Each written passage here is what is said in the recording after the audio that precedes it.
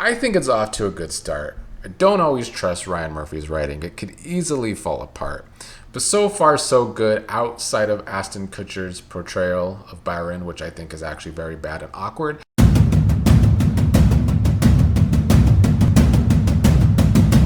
Once again, I am on my quest to find good, well written shows in 2026 and have started the show The Beauty, a Ryan Murphy series produced, and he is one of the writers too, which is not always a good thing. You know, with Ryan Murphy shows, I feel like they always have good beginnings, very interesting beginnings, crazy things are happening, crazy characters, and then by mid-season, the writing goes to shit because Ryan Murphy does ridiculous things, and then they usually come to a very bad end or a very boring end with the way Ryan Murphy writes. Sometimes that's how I feel about most American Horror Story seasons. The good thing about this show, The Beauty, is that it's based on a comic book, and the writers of said comic book are also consultants on the show, so I'm hoping if they just stick to the comic book, maybe the show can stick to consistent, interesting writing, hopefully. But I do think the series is off to a good start. In typical Ryan Murphy fashion, we start at a fashion show in Paris where the catwalk is in mud and everything, but the model suddenly turns violent and is in desperate need for water and is killing people and getting into accidents and then explodes because she has the virus that this show is about, a virus that is sexually transmitted to make people more beautiful, but at the cost of the virus. The virus obviously makes people explode. What's good about this show is how they use this outlandish stuff to really depict beauty standards in modern culture and how everyone will go to extremes to look more beautiful, whether it is plastic surgery, which has been going on for a long time, or, modern day drugs like Ozempic, which has become quite a hit with celebrities. And something else this show kind of hits upon is that when this drug was first made, it was supposed to be for the rich elites, but someone stole a prototype of the drug and started to sexually transmit it, and that's what's going on right now. So that's the main setup, and the other setup to talk about today will be the characters. So I like the main setup. I think it's a very interesting concept. It's true to life, and we have a lot of characters discussing their own insecurities with their beauty, and let's just dive into that. Of course, we have Evan Peters. Would it be a Ryan Murphy show without Evan Peters? Probably not. He is playing one of the two main FBI agents to start the show. He is playing Cooper. The other FBI agent is a woman named Jordan. They are casual fuck buddies to start this episode. And Jordan has just gotten new breast implants, which has Cooper talking about them, of course. She admits to feeling more confident now that she has the breast implants. So right off the bat, we are depicting Jordan as someone who is someone that has changed her own body to feel more confident in herself. In contrast to that, I feel like Cooper is someone who is confident despite his faults, and that kind of changes a little more with his confidence regarding their relationship. There does come a point in one of the episodes where it does seem like Cooper is jealous that Jordan has other people that she sleeps with.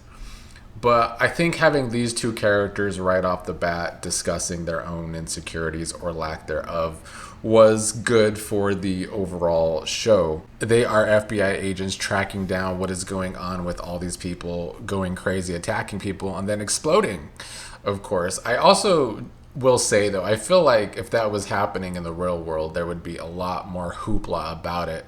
And I feel like that's not really the case in this series, so that would be one of my faults with the writing, that there is a lack of realism with some of the real world reactions. I feel like this would just be the biggest news going on in the world, but it seems to be contained to smaller investigations. Another character we are introduced to in the first episode is Jeremy, who is this overweight man who lives at home with his mom. He keeps to himself. He's always masturbating to porn. And that's kind of depicting him as an incel, which is another, I guess, true to modern times writing with this story. I don't think that Jeremy realized he was an incel until he was trying to get plastic surgery with this doctor that he ends up going to. The doctor tells him that he is an incel, which because he is involuntary celibate. And the doctor himself is always depicting how he can make people more beautiful, when the doctor himself looks like he had some botched plastic surgery himself. But anyway, at first he does do some plastic surgery to Jeremy's face, which seems to help get a little more attention when Jeremy goes out at the bar, but it's just with women using him to pay for dinner. So he's very angry and attacks people at the doctor's hospital place when he goes back there because it didn't do a good enough job. Jeremy feels like he's never going to be better. He's never going to change. He's never going to have a better life, so he has nothing to live for, so he might as well just kill the doctor and then kill himself. The doctor, however, tells him that there's one more thing he could do, and he has this woman, Claire, come over and sleep with Jeremy, and she passes on this virus to Jeremy. This is when we get our Ryan Murphy show grossness, when Jeremy later starts to have his reaction to the virus and goes crazy, and then is in this big gross cocoon, and then comes out looking like a hotter person, thinking he is now a Chad. And so that sets up our Jeremy character, who I don't believe is in episode 2, but then plays a big part in episode 3 again. But the show is showing us how this virus is being passed on to different people, from this plastic surgeon doctor and this mysterious woman, Claire, who is passing on the virus. Another character we meet in episode 2, and episode 2 is quite a short episode compared to the others, but is a hitman named Antonio, who was working for his wealthy boss, Byron. Byron is played by Ashton Kutcher, and I gotta say, Kutcher is not very good in the role. I think he comes across as very awkward, and I don't think that's what they were necessarily going for. So, not great casting on the Byron character with Ashton Kutcher. He was fine in episode 2 when he didn't have a lot to do. But come episode 3, I thought his portrayal was just off, to say the least. But anyway, Byron is the character who is a tech billionaire, and he is linked to this beauty drug, and he is having his assassin, Antonio, go around and kill the common people that are being given this virus, sexually transmitted virus, because it's not supposed to be out in the open like that. It's supposed to be a drug that's only going to be bought by the elites. And so Antonio needs to take these people out for Byron. That sets up in episode 3 when Byron sends Antonio out to kill the doctor that we saw in episode 1, which he succeeds in doing. He then is sent to kill Jeremy, and Jeremy was sleeping with a maid at the time, so he has to kill the maid too. He ends up killing the maid while Jeremy saves Antonio and kills the maid himself. And I think that makes Antonio not want to kill Jeremy, because he kind of sees himself in Jeremy. Jeremy is someone who sees himself as someone with nothing to lose and nothing to live for. Even after getting this transition into becoming a more beautiful person physically, he still is feeling empty inside, I guess. And I guess that Antonio feels the same way. So Antonio kind of takes Jeremy under his wing and wants to mentor him to kind of become the next him. We learn that Antonio is 65 years old, but he got a pure version of the virus that Jeremy and the others have that are needing water and exploding.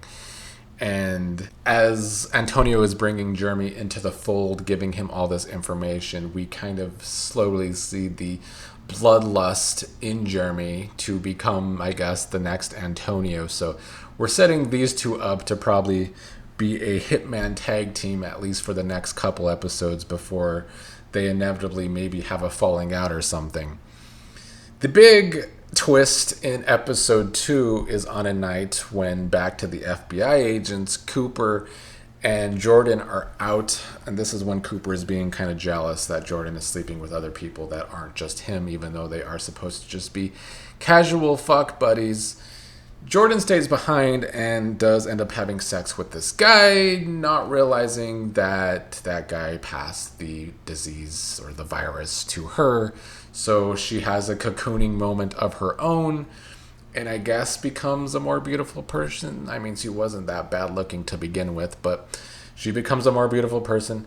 She is disappeared in episode 3, and Cooper is worried about her because he was attacked by some people, and he had to fight off and kill some of them to get away, and he's afraid that they went after her too. So he's thinking something's wrong with people attacking Jordan, not realizing that she has been infected with this virus that they are investigating. So a good twist there to start these two off as FBI partners, but now Jordan has the virus herself and is nowhere to be found. And we don't know who these people that are attacking Cooper are, though. Is it something to do with Rich Byron? I would assume it's not that. So we do have a mysterious entity as well coming after this drug. So I think it's off to a good start. I don't always trust Ryan Murphy's writing. It could easily fall apart. But so far, so good, outside of Ashton Kutcher's portrayal of Byron, which I think is actually very bad and awkward. It is a good show so far. Very interesting and very good at dealing with the theme of many people, many of us, trying to fit the beauty standards. And whether it's to get sex from people, whether it's to just look good for our own confidence, I think the show does a good job of dealing with that issue.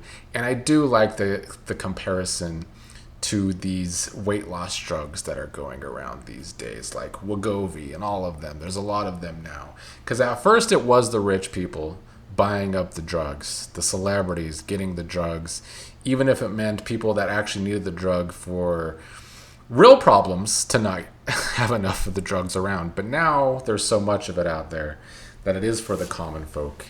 And everyone's just trying to fit the beauty standards. Hopefully people don't start exploding on Ozempic, though.